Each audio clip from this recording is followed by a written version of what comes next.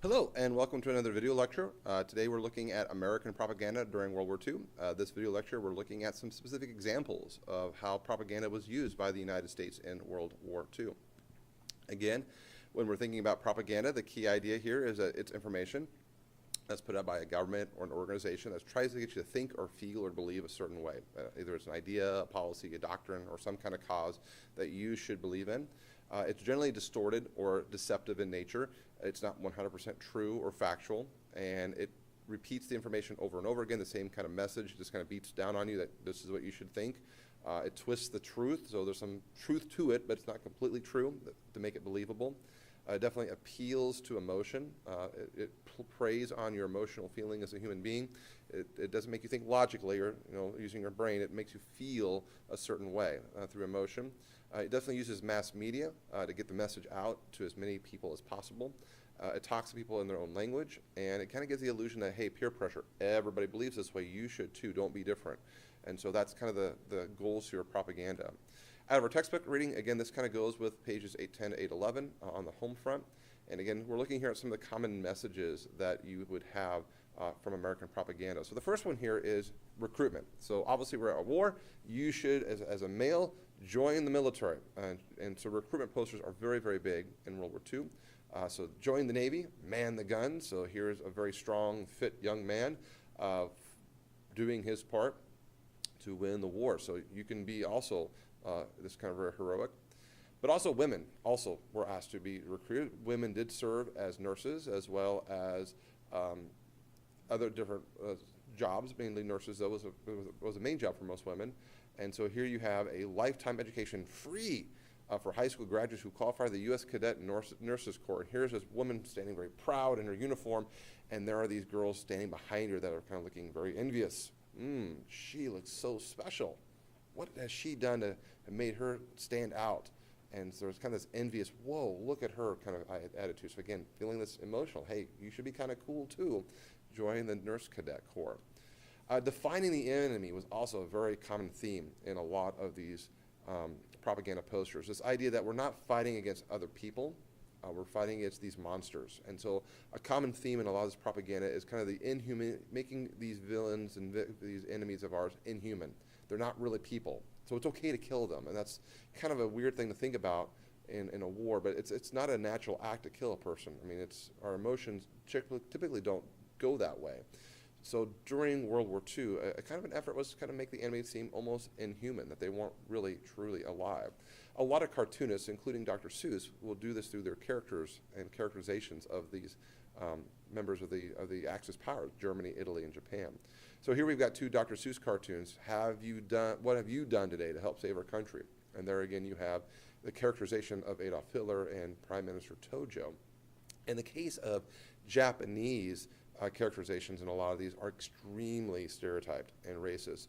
You've got the slanted eyes, the kind of the buck teeth, the kind of the facial features. These are racist stereotypes, definitely, and would be very inappropriate today. But during World War II, they were used to create this evil characterization of the Japanese. He's watching you. Very scary monster on the bed kind of thing. There's the helmet that you have there, and the eye is glaring at you. It's a very scary look looking at the German helmet that way. So scary, in fact, that George Lucas, when he created the Star Wars franchise and was looking for the costume designs for the villain of Star Wars, Darth Vader, the helmet is modeled off of that same kind of shape to create this scary monster-looking thing. So he's watching you. Again, this is a monster about ready to prance on you. We're fighting to prevent this stepping on the church of a German Nazi boot. Religious freedom is very important to the United States. Obviously, the Nazis don't have the same kind of attitude or feeling. So there's a boot squashing this church and this idea of religion, protection of religion. Here's a jingle from the 1940s of a well-known song that get Americans in strong faith to support the war effort.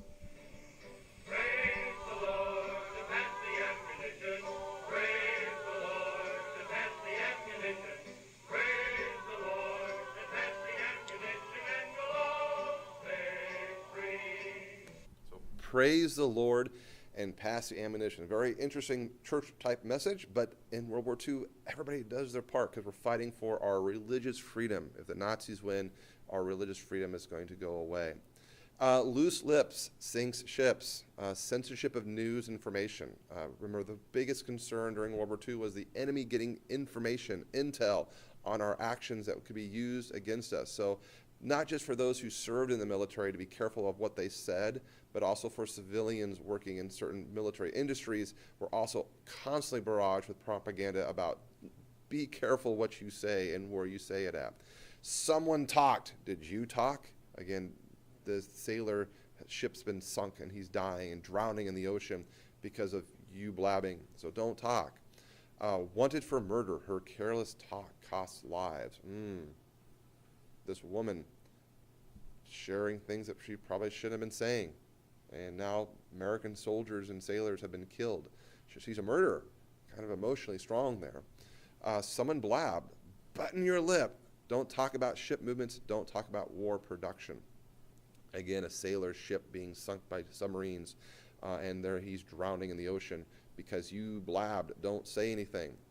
Awarded for careless talk, the German Iron Cross. There's the Nazi swastika. Again, don't discuss troop movements for sailing, war equipment, ship sailing and war equipment. Again, careful what you say. Emotional appeal. Don't help the enemy. Are you helping the enemy out? Because if you are a criminal. So again, strong messages in World War II to get you to feel and believe a certain way. Be careful what you say. Doing your part. Remember this idea that America, we're on Team America, we're on this together. Everybody from the youngest child to the oldest adult and everybody in between needs to do their part in the war effort. Whether it's women working in the factory, more women at work, the sooner we win. If you want your boys to come home, women, you better sign up and work in those factories that build the planes and tanks that are needed for the victory.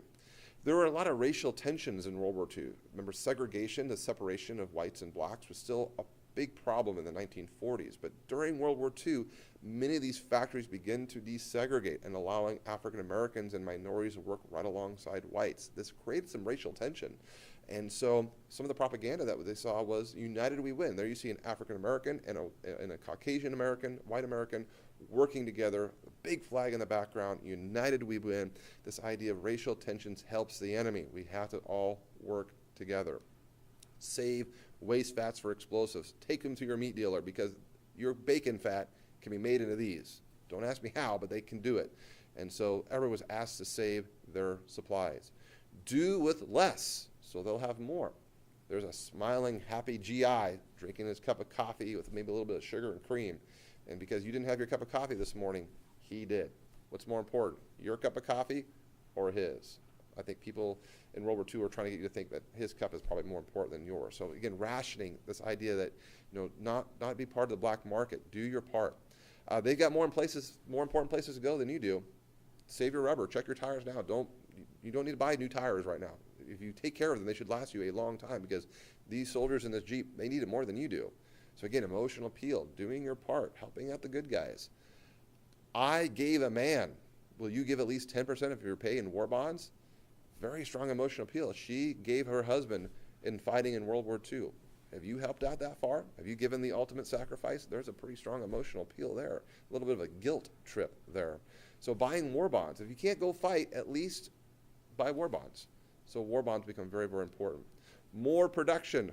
Again, you see the Japanese rising sun with a swastika there on it and a bomb made in the US of A.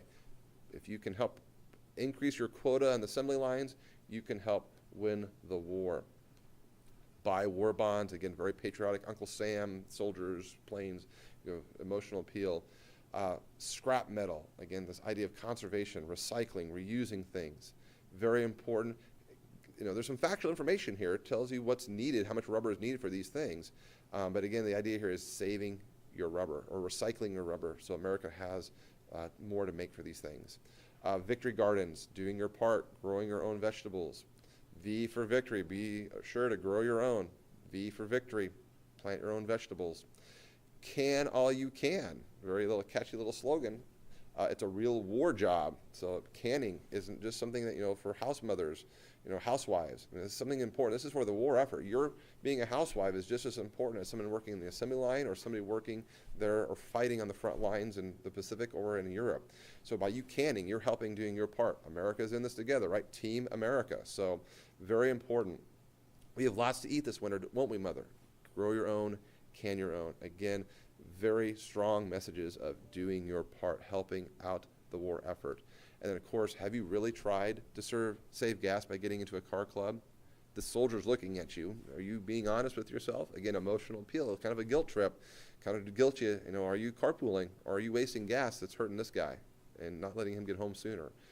Even a little can help now. Let it, Mom. Buy U.S. war stamps. Again, you see a small child here. Again, young children to old adults were all asked to do their part. So little kids were asked to do their part too. So buying war stamps and buying victory bonds. And of course, eat to beat the devil. How we'd like to see this in the cafeteria line. Eat some raw or cooked fruit, staying healthy because sick people are not productive. They can't work. They can't learn. They can't get ready for the war. So eating healthy is very important. So even that was a strong message that was done during World War II.